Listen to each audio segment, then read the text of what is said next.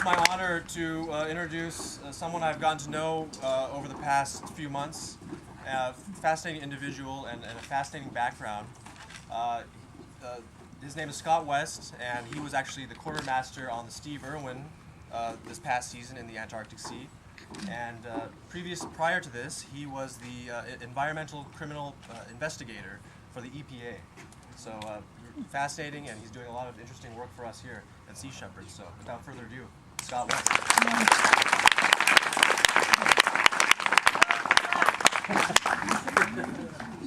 Hi, can everyone hear me? At one point in my past, I was a drill instructor, so that may explain this. And as Nick was saying, I was a criminal investigator with the Environmental Protection Agency. Actually, I was the special agent in charge for EPA's Criminal Investigation Division here in the Seattle area office up until when I retired 2 years ago. But before I get into that, I do want to talk about a couple of things. One, thanking Mike and Kate for opening their home to us, which we very much appreciate, and to Nick and Hannah for the efforts that they put into organizing this event. So thank you, Nick and Hannah. Also, down here, there's a silent auction going on, and there's some pieces of jewelry that I want to draw your attention to. And Jean Pascal, my good friend, and Jean, raise your hand. Jean made this jewelry, and so if you have questions about the jewelry, please talk to Jean about it, and she'd be happy to tell you.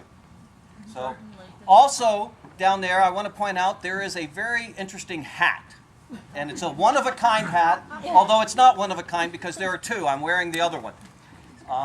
And this hat I made myself by taking a regular Jolly Roger Sea Shepherd hat and carefully cutting out the brim and then hand-stitching it back together so it didn't fall apart. And that hat that is on display was actually worn by me down in the Antarctic in the Southern Ocean on campaign. There's even a photograph of me wearing it on the bridge of the Steve Irwin. So please donate and what's the word? Bid, that's the word. Bid generously for this very unique, one-of-a-kind, almost hat. So anyway, now, in my background, I have a sister who's a few years older than I am, and she lived down in Southern California back in the 70s and 80s. And she called me up one day and she said, "Scott, you won't believe it. I met the most amazing individual."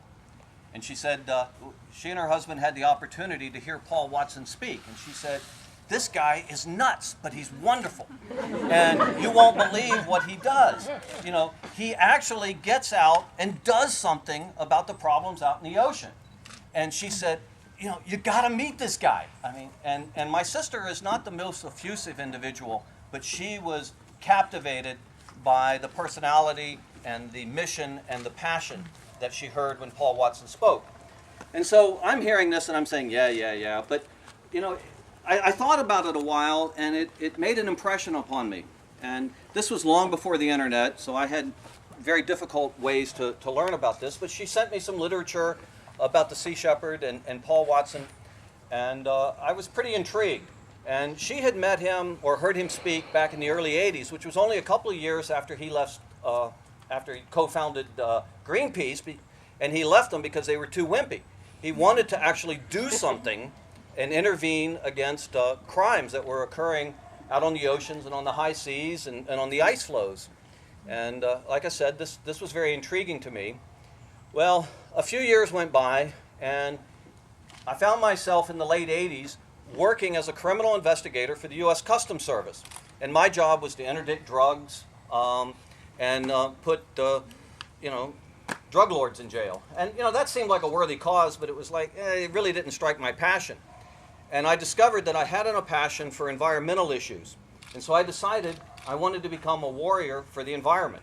And so I was thinking about law school, but a friend of mine said, you're already a federal agent. Why not put those skills to work for the environment? And I said, well, that sounds great. How do I do that? And they said, well, there's this organization called the EPA, the Environmental Protection Agency, which was just forming an environmental criminal investigations group. And so I got in touch with the people, and lo and behold, I got hired as a criminal investigator for the EPA. And how cool is that? know. And so this was in '89, and I went to work for the EPA in San Francisco. And I learned that Sea Shepherd was headquartered down in Southern California, which was part of my area of responsibility. So I said, all right, so here I am putting my life on the line, intervening against environmental crime, and here's this guy doing the same thing. And I said, you know, we've got something in common, and maybe we should talk. So I called him up and introduced myself, and I said, look, I am this federal agent. I'd like to come down and meet with you. And I was kind of expecting him to tell me to booger off or something like that, but he said, yeah, come on down, let's talk. And so that's how I first met Paul Watson myself. And I was struck by the passion and the commitment and the dedication of this man and his organization to actually put himself in harm's way to do something about environmental crime.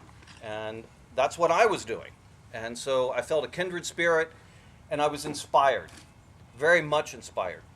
So Paul and I developed a relationship as a result of this encounter, and as the years went by, I moved up in the EPA within the criminal program, and finally in 2005, I was transferred to Seattle, and it's where I was the special agent in charge here in Seattle of Criminal Investigations Division for EPA, which meant I had responsibility for environmental crimes that occurred in Washington, Oregon, Idaho, and Alaska.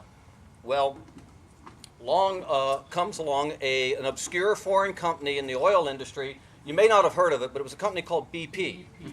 And BP had, and still does, a horrendous record for environmental compliance and looking after its employees.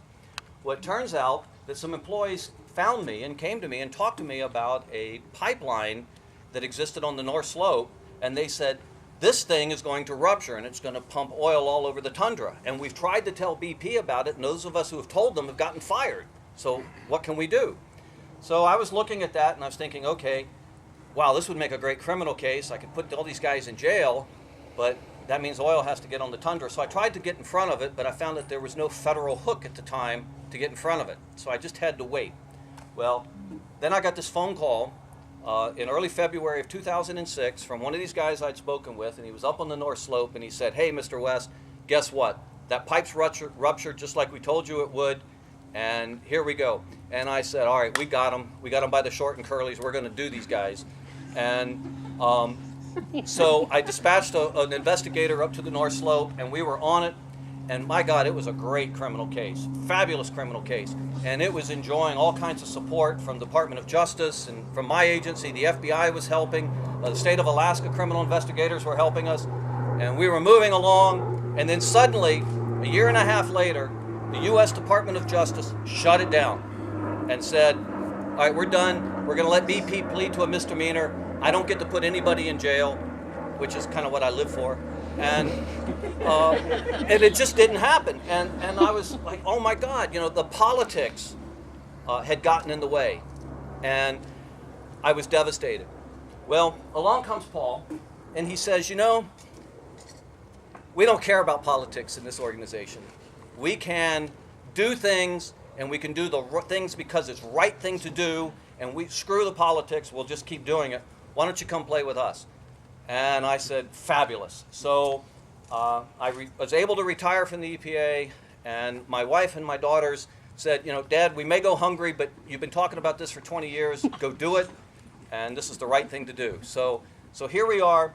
But, you know, what I want to talk about is this man and his passion who inspired me for a life of putting my life on the line for environmental issues, because this is what he has done, and he's inspired countless others, like everyone here, to do what they can to get in the way, to intervene, to take direct action to defend the environment, particularly the marine systems that all life depends upon.